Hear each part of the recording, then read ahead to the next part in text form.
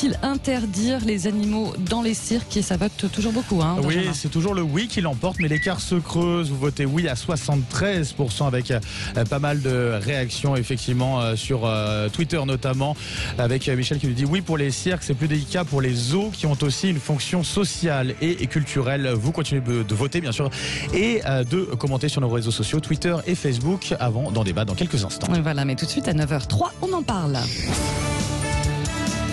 On en parle avec Félix Mathieu dans la presse et sur les réseaux. Gérald Darmanin ne veut pas entendre parler de violences policières. Oui, il l'a dit hier devant la commission des lois à l'Assemblée nationale. Quand j'entends le mot violence policière, personnellement je m'étouffe.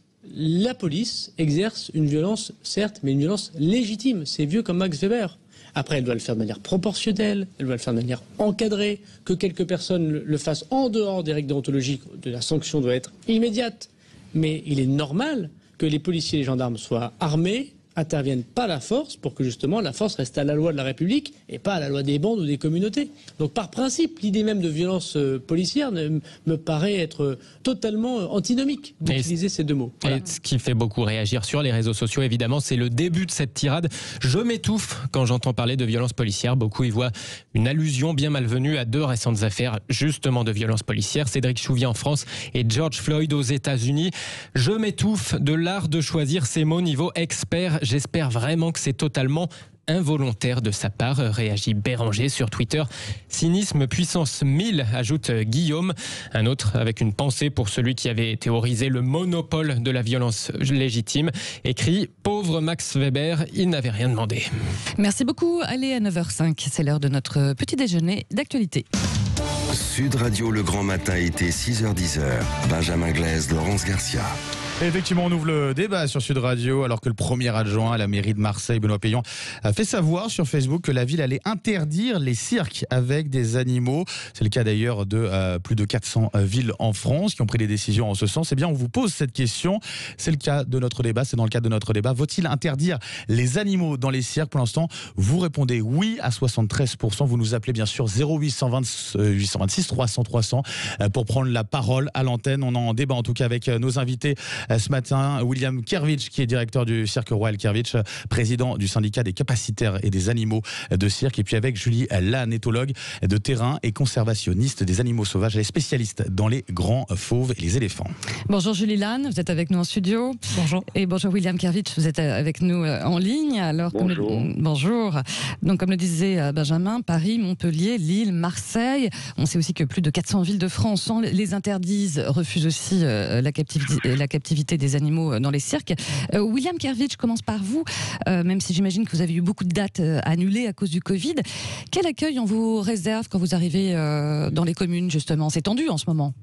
Oui, c'est très tendu. Donc aujourd'hui, le cirque subit une crise, une crise du Covid, Ouais. par rapport à l'arrêté de nos activités. Mais on n'a pas pu reprendre. On a eu un décret qui nous a autorisé de reprendre ces activités début juin. Nous n'avons pas pu reprendre. Mon cirque est à l'arrêt en ce moment, Ouais. à cause des maires qui prennent des vœux, qui prennent des arrêtés qui sont illégales. Alors parce que voilà, il faut peut-être informer un peu nos auditeurs, parce que c'est un peu compliqué. En fait, on peut pas interdire la venue de ces cirques avec animaux sans justifier un réel trouble à l'ordre public, sans prouver une maltraitance animale. Comment ça se passe? On est loin de tout ça. On est aujourd'hui avec des enjeux politiques et financiers, et puis des maires qui ont gagné des élections et qui n'ont pas de programme, comme programme ont de retirer les animaux de la présence des spectacles animaliers dans leur commune. C'est purement électoraliste pour vous alors? On est rejeté par les maires qui prennent des arrêtés illégaux qui n'ont pas de valeur. Nous avons envoyé un document chez vous de l'AMF, l'Association des maires de France, qui dénonce ces pratiques et qui condamne les maires qui prennent des arrêtés ou même des vœux, ils veulent détourner la loi. Aujourd'hui, ces maires disent qu'on met des animaux dans les petites cages et qu'on les exploite. Ce qui est faux. Aujourd'hui en France, nous avons une réglementation qui est exemplaire en Europe par rapport au transport des animaux, par rapport à la détention, par rapport à l'orientation publique. Nous avons des contrôles de la DETP. Aujourd'hui, c'est bien que vous m'avez interviewé, parce que moi je suis de Marseille, je suis rattaché à la commune de Marseille, et la commune les cirques sont rattachés au département. Le préfet de Marseille s'occupe de mes dossiers. Oui, Donc oui. aujourd'hui, les autorisations que nous avons pour détenir nos animaux et les contrôles des services vétérinaires de la DETP de Marseille sont faits sur mon établissement. Je vois pas pourquoi on me ferme les portes des communes. Oui, les bien maires compris. n'ont pas à faire la loi. On va faire réagir Julie Lannes à ce sujet. Effectivement, qui décide en fait? C'est le gouvernement en fait. C'est le gouvernement en partie qui pourrait décider. Mais qui ne le fait pas. Qui ne le fait pas, puisque effectivement, notamment dans l'arrêté du 18 mars 2011, l'article 22, les cirques n'y répondent pas. L'article 22 dit que les animaux doivent être entretenus et entraînés dans des conditions qui visent à satisfaire leurs besoins biologiques et comportementaux et à garantir leur sécurité, leur bien-être et leur santé. Oui. Or, aucun des animaux sauvages communément détenus dans les cirques, on va parler des grands fauves, on va parler des éléphants, on va parler de la plupart des primates, ne peuvent avoir effectivement une réponse satisfaisante à leurs besoins biologiques. Les besoins grégaires des éléphants, c'est-à-dire d'être en groupe avec des liens sociaux, c'est-à-dire les besoins des fauves qui ont des besoins exploratoires, ce sont tous des animaux qui ont des migrations, qui se déplacent. Les éléphants, il y a une fonction, on va dire, sanitaire aux éléphants. À leur déplacement, ils font entre 18 et 42 km par jour. Ils ont besoin de se déplacer pour l'entretien de la sole de leurs pieds, l'usure. Et il faut rappeler que, par exemple, chez les éléphants, 80% des éléphants de cirque sont atteints de problèmes de pieds, ce qui entraîne 50% des euthanasies chez les éléphants. Et c'est propre à la captivité. Vous ne rencontrez pas ces problèmes de pieds, notamment, qui sont des mycoses, qui sont des fissures des ongles dus au numéro qui sont inadaptés et contre nature. Vous ne rencontrez pas ça dans la nature. Voilà, entre autres choses. Mais il y a également tous les numéros contre nature qui sont appris et qui sont appris à coup de coercition, c'est-à-dire des encus, c'est-à-dire des décharges électriques. Pas par la récompense, selon vous. Non, tous les repentis des cirques, que ce soit des clowns, que ce soit des anciens dresseurs. Les repentis, voilà, comme dans la mafia. Oh là là là. Oula, je sens que le débat va être. Avant de faire réagir, on parle de repentis. Donc voilà, c'est effectivement, ils ont tous reconnu que pour ces animaux-là, on ne peut pas obtenir ce genre de numéro par la récompense. Les éléphants, il y a eu suffisamment de débats et effectivement d'illustrations là-dessus. Tous les éléphants qui arrivent dans les cirques, qu'ils soient en France ou ailleurs, sont des animaux qui arrivent déjà dressés. Généralement, c'était la société Ringling Brothers qui a différents endroits où ils arrivent d'Asie déjà dressés. Et ils sont dressés comment? Par les coups, par la famine. Les éléphantos sont enchaînés et ligotés au sol 23 heures par jour, 3 semaines d'affilée. Enchaînés, enfermés. Non, je vous parle de la façon. Juste d'un mot pour terminer, Julie Lannes, ça veut dire qu'il n'y a pas de bons ou des mots. Alors, juste 2 secondes. Oui, William Kervitch, on va revenir vers vous dans un instant. Juste d'un mot, Julie Lannes, ça veut dire qu'il n'y a pas de bons ou mauvais cirque à ce niveau-là pour les animaux. Moi, je parle des principes de dressage. Il n'y a aucun animal sauvage, parce qu'on ne peut pas parler d'animaux ils ne sont qu'apprivoisés, mais ils gardent tout leur comportement et leurs besoins des animaux sauvages. Il n'y a aucun animal sauvage parmi les fauves, parmi les éléphants ou parmi les primates qui ne soit élevé que par la récompense. Et ce sont toutes des maltraitances, que ce soit le fait de le fait d'effectivement enlever les petits très tôt à leur mère, parce qu'ils ne pourraient pas effectivement élever des fauves et leur faire des numéros en les laissant jusqu'à l'âge de 3 ans et demi comme dans la nature avec leur mère. Les éléphants, même chose, ils sont brisés psychologiquement. On appelle ça la technique de l'écrasement. C'est connu. Et dans les anciens zoos, c'était la même chose également qui était pratiquée. C'est la seule façon d'approcher un éléphant. William Kervitch, quand vous entendez ça, quand vous entendez parler de maltraitance, par rapport à vos animaux, justement, vous nous dites sur votre cirque Royal Kervitch du côté de Marseille, expliquez-nous un petit peu quand vous entendez ça, quand vous entendez parler de maltraitance, vous avez l'impression de maltraiter vos animaux ? Mais moi, je suis très en colère parce que cette dame, elle a l'air de connaître tout, de tout savoir. Elle a dressé des animaux et puis elle a des repentis des cirques qui lui ont tout expliqué. Aujourd'hui, nous sommes contrôlés par les DETP. Nous avons des contrôles qui sont là. On est ouvert à démontrer l'éducation de nos animaux. Il n'y a pas de maltraitance. On ne brûle pas les animaux. Il faut arrêter ces mensonges. Je vous ai pas parlé de brûler les animaux. Je vous ai parlé. Laissez parler. Je vous ai parlé des choqueurs électriques. Laissez parler, madame. Allez-y, William Kervitch. Vous avez fini de donner vos mots-clés enchaînés, enfermés, et qui vous foutez complètement du devenir d'hommes, de femmes et le devenir des animaux.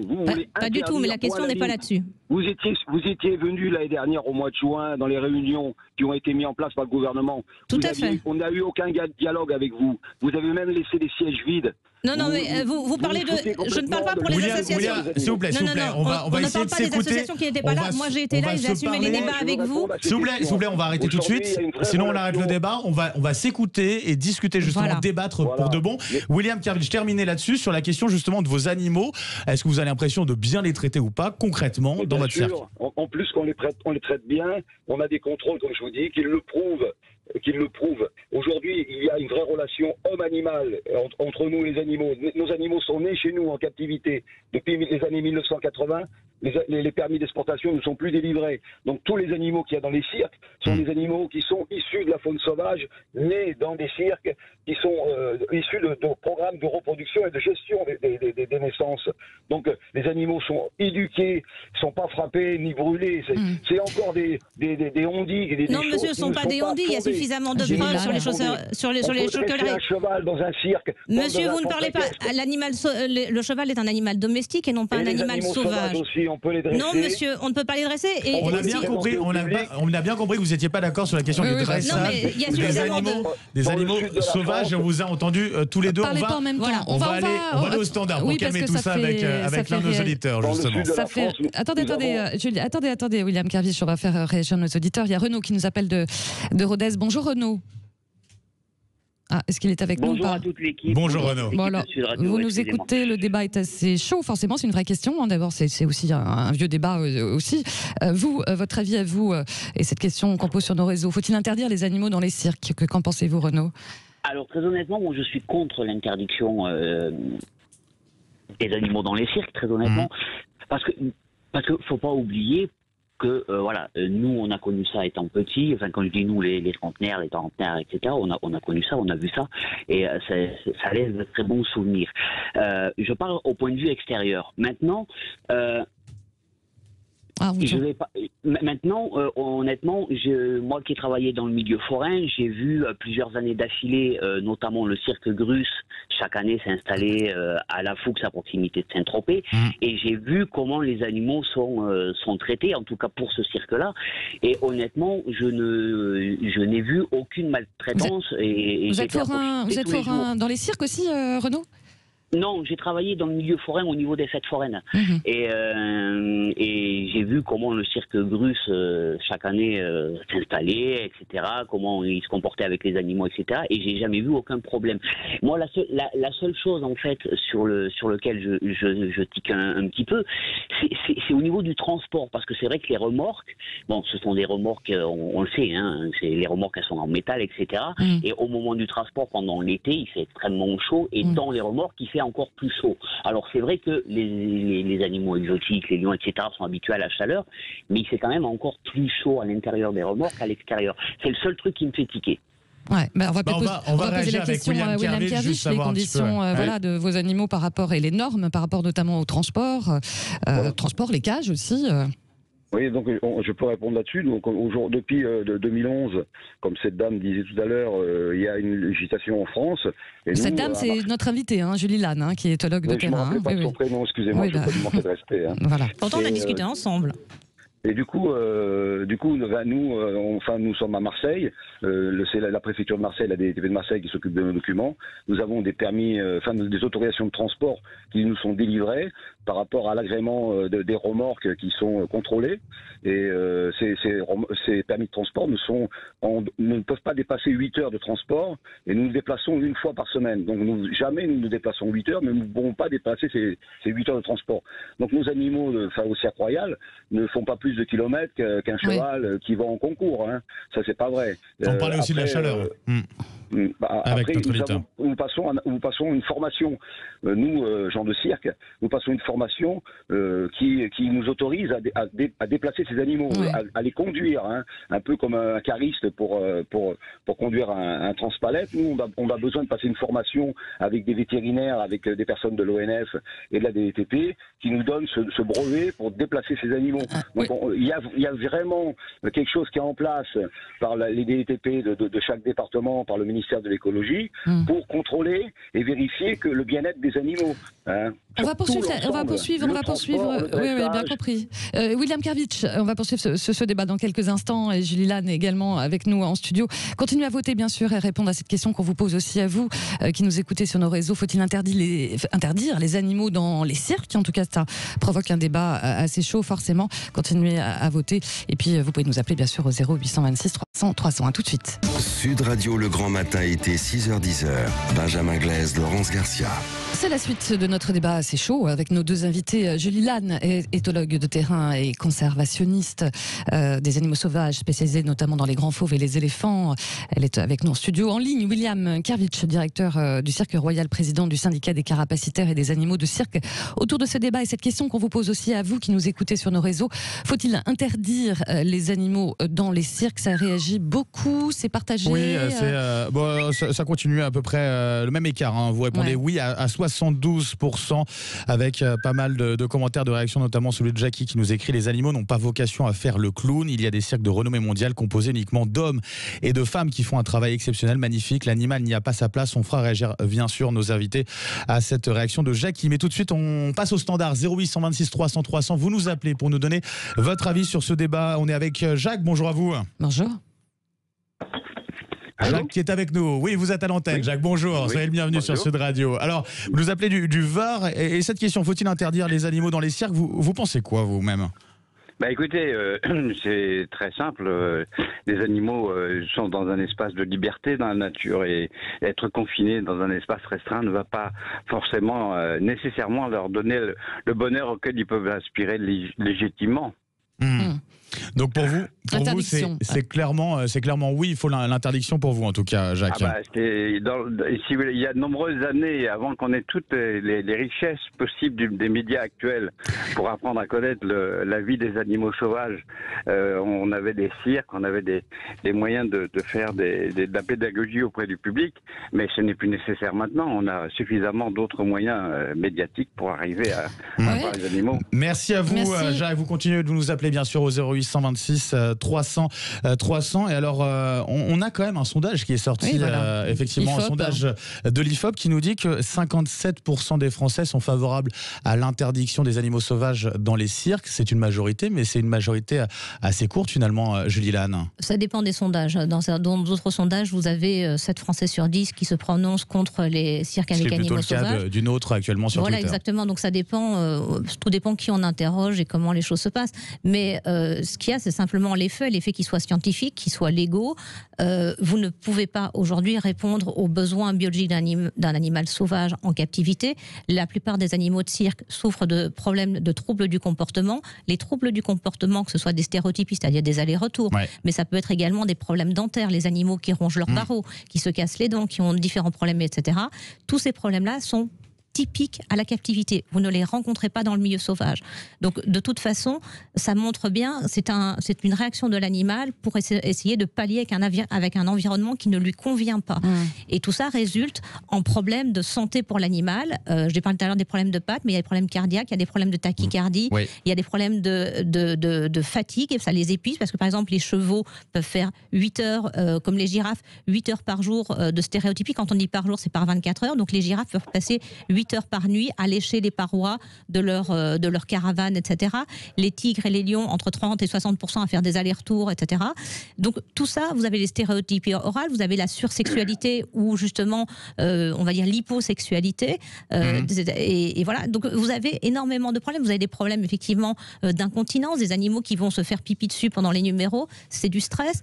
Il y a, je vais dire très clairement, moi petite, je voulais être dresseuse de fauves parce que j'ai cru aux mythes, j'ai cru aux mensonges de la relation merveilleuse homme-animaux dans les cirques.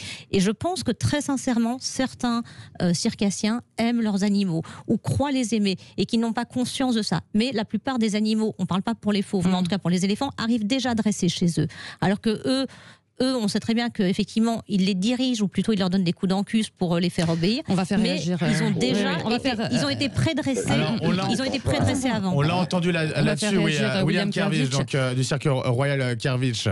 Oui, bah, nous on est choqués. Bon, on a l'habitude un petit peu maintenant, toujours les mêmes mots, enfermement, piqué, brûlé. Mais aujourd'hui, on sait qu'il y a un vrai problème de société, nous, la famille circassienne, et que les gens ont besoin d'avoir une transparence. Moi, j'ai créé un groupe de travail sur le bien-être animal avec des professionnels, et notre travail a été remis au ministère de l'écologie.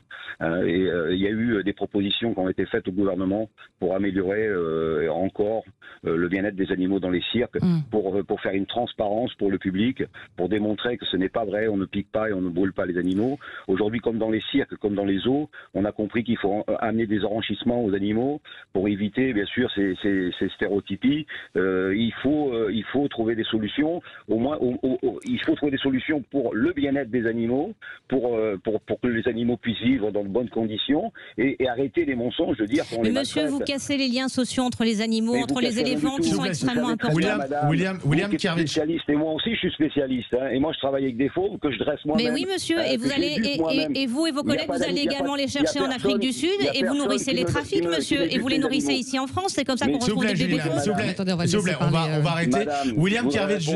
Alors très rapidement. Il n'y a personne qui éduque mes animaux, parce que il y a des mauvaises personnes qui éduquent mal leurs enfants. Moi, j'éduque mes animaux d'une manière, et je veux démontrer dans mon travail que j'ai remis au ministère de l'Environnement, et que j'ai remis des propositions au gouvernement, que nous on fait pas. C'est ce qu'elle dit, cette dame. Oui, mais c'est peut-être le cas dans d'autres cirques, William Kervitch. C'est peut-être le cas dans d'autres cirques. Mais monsieur, vous représentez tous les cirques quand vous prenez la parole, donc vous ne pouvez pas parler en votre nom propre. Justement, William Kervitch, s'il vous plaît, on a un nouveau maire, tout nouveau maire, hein, du côté de Villers-sur-Mer, qui explique très récemment, là, c'était il y a 2 semaines, dans la presse, qu'il a voulu prendre un arrêté justement pour interdire la présence sur son terrain de cirque avec des animaux. Il dit, je le cite, je subis un harcèlement assez prononcé en mairie d'un certain nombre d'interlocuteurs du cirque. Ça veut dire quoi? Ça veut dire que là, c'est quoi? C'est la guerre est déclenchée, est ouverte, c'est la mafia, le monde du cirque?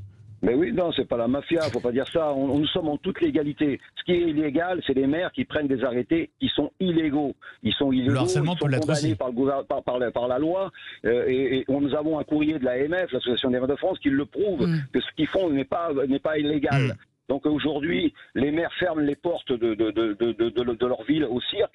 Aujourd'hui, la profession est très en colère, parce que si nous ne pouvons pas travailler et présenter nos spectacles, comment on va faire pour arriver à payer? Bien sûr, mais attendez. Mais il y a des sanctions, il y a des mairies qui sont sanctionnées pour ça. Il y a un enjeu vital qui est en jeu maintenant.